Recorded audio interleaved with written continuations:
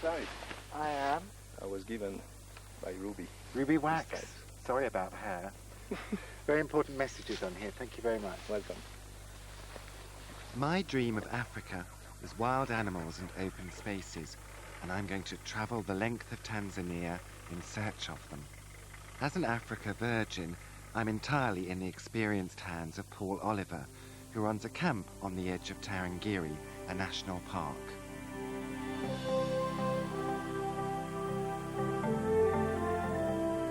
I grew up watching films like Born Free and African Queen, so it's lovely to be here.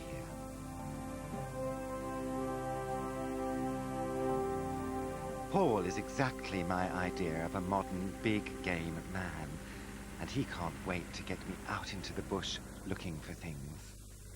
Is this the bush? Yeah, this is sort of open woodland, savanna. So we've got woodland ridges, and there's some elephants over there, look. Just go down here a little bit, you'll see them in the distance. Because I'm not really a bushman. Not really a bushman. I don't have much experience in bush. All right, well, we'll see if we can give you some experience. Not too much, though. Oh, now what's that over there? There's some elephants ahead of us now. If you look on the right there. Oh yes. Okay. It's coming towards us. Yeah, here he comes. Oh, Here he stop. comes again. Here he comes again, Julie. Here he comes again. It's on my side. Very good. That's a very good. Very good charge. It's sort of half-hearted. Well, it looked very full-hearted to me. It looks quite serious, doesn't it? This group of males, we haven't named each one of these individuals, but the some around camp we have named. That one looks like an Alan. That's an Alan. Should we give him a surname? Alan Titchmarsh. Who's he? He's a famous English heartthrob. Heartthrob. Really? You won't find a better looking I'm a bit man. out of date on these sort of things. No, he looks like a bit like Alan Titchmarsh. But that one there that's got the sort of cut out of the ear we call Batman, and he's always the aggressive one. He's always the first to charge. He's disturbed. Well, yeah, he's a bit younger than the rest, so he probably feels he has to protest. But he's also the first to run away as well. Whereas that bigger one will come a bit closer and sort of stand in front of you and lift his head up. And he's a bit more confident, a bit older. He's waving his trunk. Look. Yes, what does that mean? That's his trunk. He's just smelling us. So lifting his trunk up and taking a whiff of us to see what we smell like. It's Givenchy pour homme, Alan. He probably doesn't know that. He does now. Once sniffed, never forgotten. Well, I'll have to see next time I meet him how he responds to me. Do you wear cologne in the bush? Usually not. No? No. They're big. They are very big when you're close up. Yeah, they are big.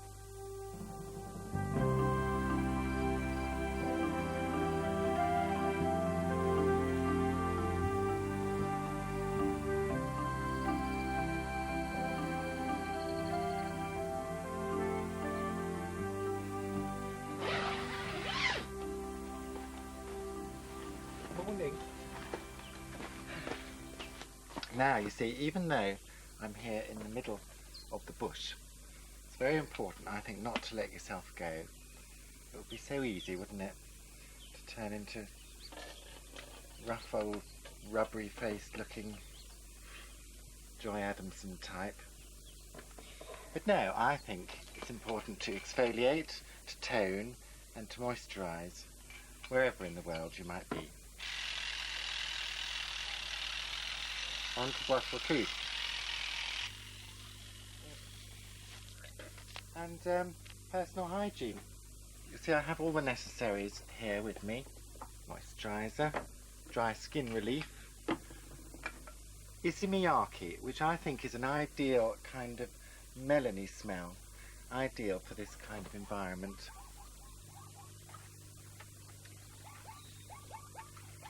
And I've had an awful night's sleep in my quarters in here. There was grunting and groaning and moaning and whooping noises throughout the night, and that was just from my tent. And then there was a high-pitched sort of beeping affair, a bit like a heart monitor, all night. Either there's a baboon out there with a pacemaker, Or it's some kind of bat. I think it's a bat, I've been told by one of the people who know more than I do. All very disturbing. And then I had this scratching from just down here. My bed is just the other side there. That's where I sleep. And I didn't know what it was. I thought it was some wild animal. It turns out it was a gerbil. What does a gerbil want with a renowned homosexual in the middle of the bush, we ask? Sadly, I say goodbye to Alan the elephant and the cheeky gerbil. I'm on my way to visit the Maasai people. It seems to take forever to get anywhere. The distances are so huge, but Paul Oliver tells me the Maasai need lots of land on which to graze their cattle. It's a way of life that's centuries old, but coming under threat. Comic Relief are at work here, helping the Maasai keep their animals and their traditions. You must be Peter. Yes. Hello. Peter, hello. Am I in the right place? Yes. Yes. Helping me is Peter Toymer. This village is the home of his relatives and, of course, their animals. This is one family. This is one family. Hello. This is elders. I'm Julian. Hello. Hello.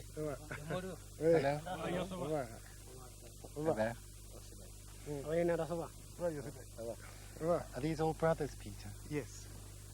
Oldest brother? Oldest brother. Second? Second. Third? Third. The brother too? Yes. And they're all of them married? Yes. Yeah. Yeah. Can I meet some of the wives and the And do children? again. Yeah, we can meet. Can we all? See some of the children.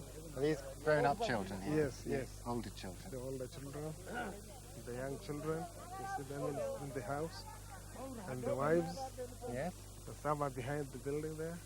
Okay. Yes, you can meet Hello. the old lady. This is the mother. Ah. Yeah, you. Agwenda. Hello. This How are is you? the mother. And Agwenda, no, you. Don't go look at them. Bring us again. Hello.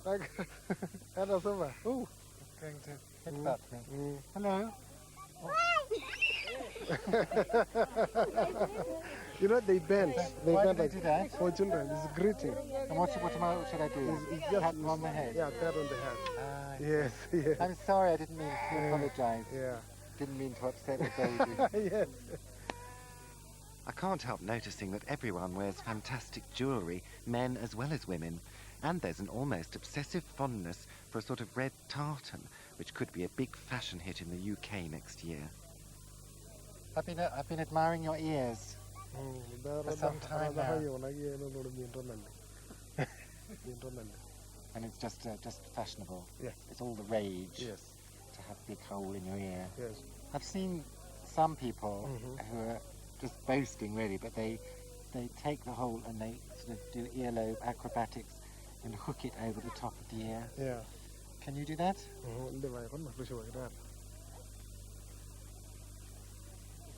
You see, if you did this on the London cabaret circuit, you get a round of applause. Really? Really? Hurrah! You'd never be out of work in London. Yeah, really. Come the end of the day, the Maasai cattle are driven inside the Thornbush stockade to protect them from lions. I retire to my Maasai hut exhausted and rather embarrassed about my own very modest earlobes. Inside the hut, it's as warm as toast. This is one bed here. This is one bed here. My bed. This is our bed. And that's another bed here. That's another one for the one of the house. So You- is a lady. You sleep in there, Yeah, she sleeps in there. and the 5 children here. And the 5 children here and guests like us. Yes. Like me and you. I'll have the left-hand side. After a cosy night, I join the Maasai as they take their cattle out to graze. It seems that the game parks and farmers are taking more and more land, and the life which the Maasai have led for centuries is seriously at risk. This is all Maasai land here. Yes. And do they have enough land for this many cattle? Yes, they had. But now, since land is publicly owned in this country, land is now being allocated to different people, to different Tanzanians, Not well, other than Maasai. other than the Maasai. Oh. Yes. How do you feel about that? We are afraid that will take our land, Yes. and we will remain without, and we still need it for grazing. Comic Relief and Your Money are helping the Maasai get legal title to their lands, and also helping them with education, health, and restocking their herds. The Maasai are great pastoralists, but without support, their way of life could disappear, and that would be a tragedy. Much as I'd like to stay and perfect my spear-throwing technique, it's a worry to realize we are wandering around in lion country. I think I'll move on.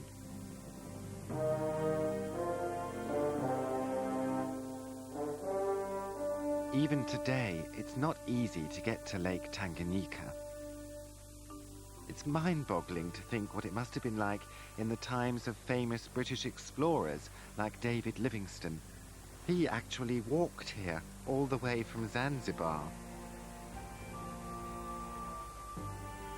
Nowadays, the railway line ends here in Kigoma. You can see at a glance that times are hard. This train should run to and from the capital, Dar es Salaam, 3 times a week. It's often cancelled. Engines break down for want of spares, carriages suffer from lack of maintenance, yet the railways are Tanzania's mightiest corporation and its biggest employer. The splendid station was built 90 years ago, and little seems to have changed since. There's no money to give it the attention it deserves. So many countries are in the same fix as Tanzania, unable to make progress because of the problem of foreign debt. So here's my message to Downing Street. Hello, Tony. It's Julian Clary here, camp comic and renowned homosexual. I'm very familiar with your work, and you've got some lovely suits. Just want to say, please wipe off the Tanzanian national debt, and I'll be very grateful, and I'll come round to your house for a snowball. International debt wasn't a problem in Livingstone's day, when the burning issues were abolishing slavery and exploring Africa's unknown interior. It only took me a few days to cross Tanzania, but Livingstone's last journey took years, and eventually brought him here to Ujiji. This is one of Central Africa's oldest trading settlements, and in Livingstone's day, the main commodity was human beings, slaves. By 1871, Livingstone had become a legend, and his long absence in darkest Africa stirred the popular imagination. Finally, a brash American newspaper editor, Gordon Bennett, hired the young Henry Stanley to go find Livingstone and get an exclusive. It was to be the most famous encounter of the age, and produced the immortal line. Dr. Clary, I presume? Oh, hello. It's you off the telly. Yeah, Paul. that's it. Paul Bradley. Yeah, Welcome to Africa. thank you. Had a real job finding you. Oh, well, we got here in the end. Now, I've got something before I forget. I have had a wonderful time, by the way, and I'm sure you would as well. There's been lions, elephants, Maasai people. And by the way, I'm not a doctor, although I can give you a very passable enema as a parting gift. Well, with enemas like that, who needs friends? Walk this way. Oh, look, I want to show you this before I go. It's a papier-mâché representation of Stanley and Livingstone, who's in a brown wet look suit. He's quite camp. Look, bar to the handbag and knee-length boots. Obviously, they never heard of Factor 15 in those days. Anyway, I'm going now. So goodbye. Have a nice time. Behave yourself. And don't forget your red nose. Right. Bye-bye. See you. These two may be the only things I find in Africa to laugh about, because my destination is Rwanda.